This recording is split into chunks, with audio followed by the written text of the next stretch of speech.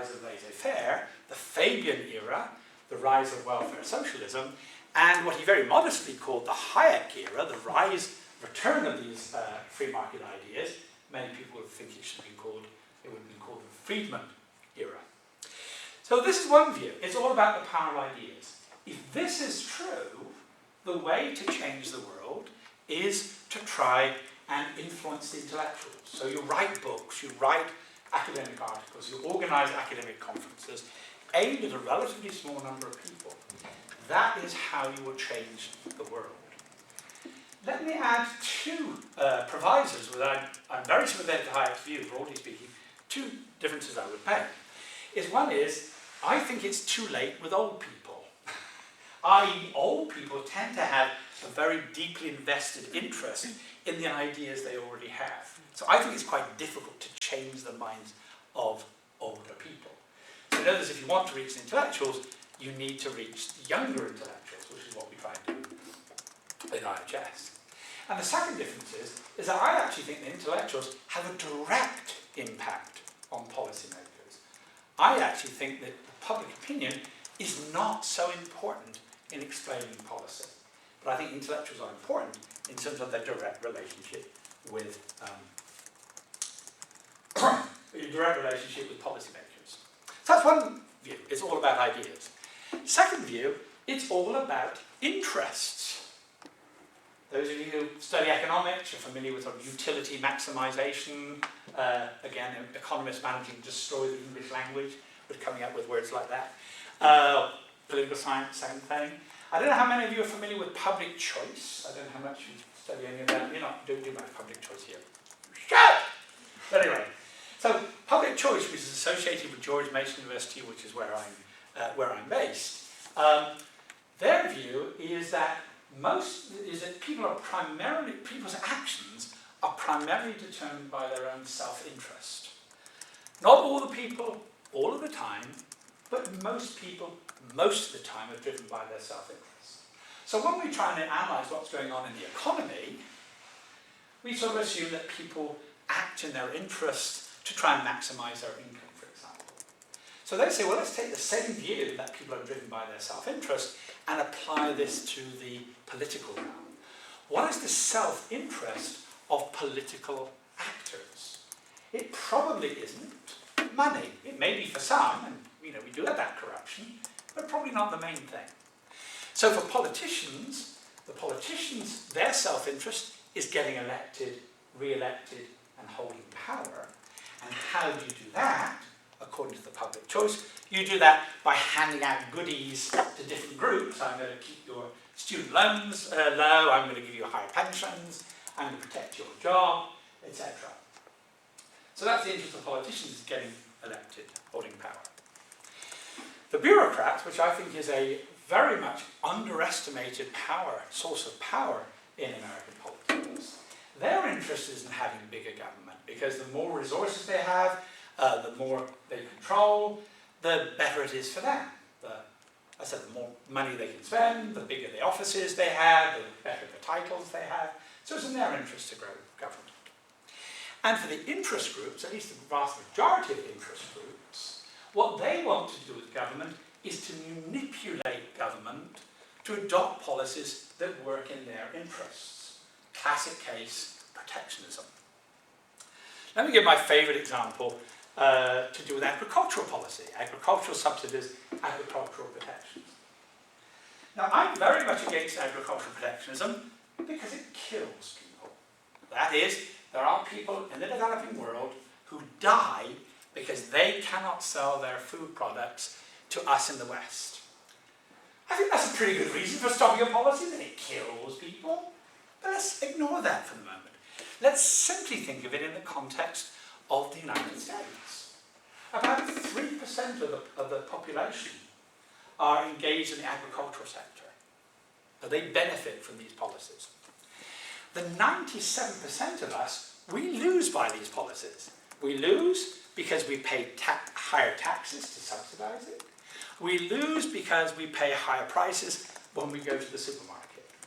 So you think, here's a democracy, we have a policy which is in the interest of 3%, against the interests of 97%, well, obviously there would be no agricultural subsidies. And yet we know every time there's an attempt to cut the subsidies, you just turn your back and it keeps on coming down there. Whatever you do, they seem to come back. So how do you explain that? Well, public choice explains it by the problem of concentrated benefits and dispersed costs. If you're not familiar with this concept, I think it's one that you'll find it very useful in your study of public policy. So who benefits from the policy? It is the agricultural, people engaged in the agricultural sector. They really care about this. They give money to candidates who support it. They vote for candidates who support it. They will throw cow manure over candidates who don't support it. They really are active on the issue. The rest of us, we don't think about it. So we don't have much knowledge. We never think about agricultural subsidies. But even if we did, for each one of us, the cost is roughly about $4 a week.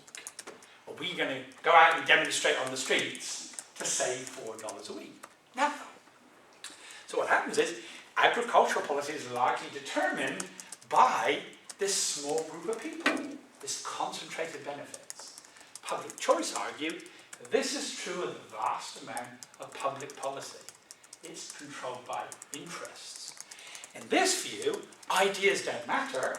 Most experts on agricultural subsidies think they should be abolished.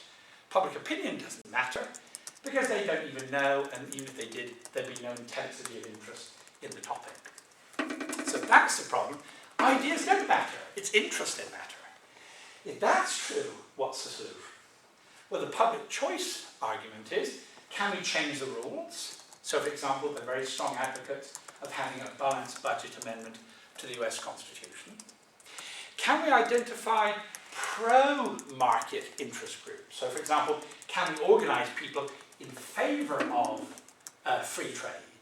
Can we organise taxpayers' organisations? And thirdly, can we identify political leaders who might be able to put together some sort of pro-limited government organisations? So this is the second view. It's all about interests, and ideas in the public is not really terribly important. Now I want to come to the third school, that it's all about the interests of intellectuals. And this is a position advocated by the neoconservatives. Now when we hear the word neoconservatives today, we think almost exclusively in the context of foreign policy. But actually the origins of the neoconservatives in the 60s and 70s was more to do with domestic policy. They thought we had gone too far in the growth of government at the domestic level.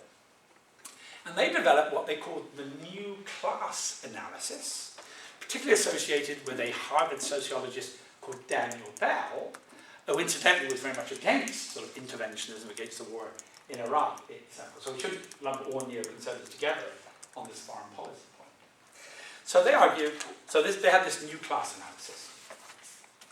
So first of all, they accept that intellectuals have real power. So they're close to the Hayek Friedman position, if you like. And this occurs because of four things. One is that intellectuals occupy important occupations, badly phrased. But they're in academia, they're in journalism, they occupy important positions in society.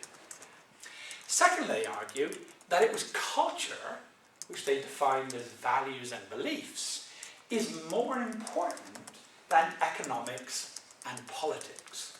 So what the values and beliefs is more important than economics and politics. And where do we get values and beliefs from? They argued it was from the intellectuals that made these values and beliefs. Thirdly, intellectuals tend to have politically significant skills. They know how to organise meetings. They know how to write for publications. They know how to give speeches.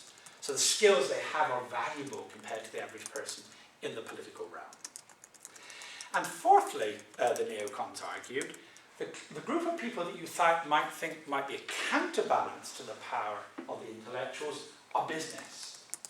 But businessmen tend to dismiss the importance of intellectuals. They think, they are these academics, they write the obscure articles that nobody reads. We don't need to talk about intellectuals. They're completely irrelevant to the real world. And then the next day they have their annual meeting of shareholders and they talk about the importance of corporate social responsibility, which was, of course, a concept invented by intellectuals that every businessman now says that he has to fulfill. So they too believe that intellectuals have real power. But, and this is where they're much closer to the public choice position, they think that the interest of intellectuals is in favour of statism, that they won't be so open to arguments to change their mind. Why should this be? Well, first of all, because intellectuals tend to have more influence over what goes on the resources of government than they do over the resources of the market. I'm sure your professors will be quite happy to tell you how poorly paid they are. So they don't see themselves as some major players in the marketplace. But in terms of how government spends its money, intellectuals have a great deal of power. Secondly, the neocons said, intellectuals suffer from status anxiety. What they mean by that is that they don't believe that the market, that capitalism, rewards capitalism, gives them the respect that they deserve. So let me give you a crude example. It's a slightly different version of what Robert Nozick says. When intellectual types are at college or at school, they're the ones that the teachers and the professors love.